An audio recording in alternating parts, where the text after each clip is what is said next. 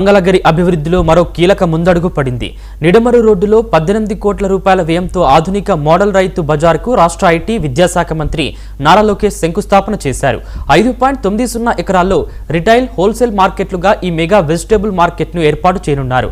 రైతులు, వినియోగదారులకు మెరుగైన మార్కెటింగ్ సదుపాయాలతో పాటు 102 కూరగాయల స్టాళ్లు, 54 పండ్లు, పూల స్టాళ్లు, 60 ప్రత్యేక షాపులు అందుబాటులోకి రానున్నాయి.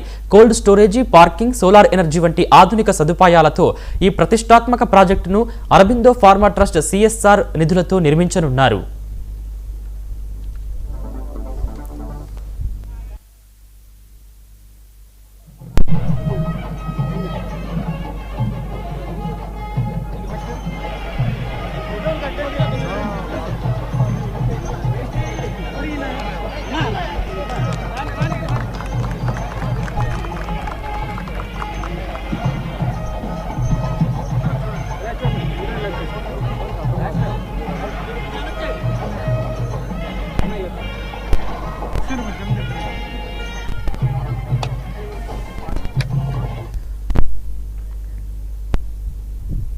మత్స్యకారుల భద్రత విషయంలో ఏపీ ప్రభుత్వం పూర్తిగా విఫలమైందని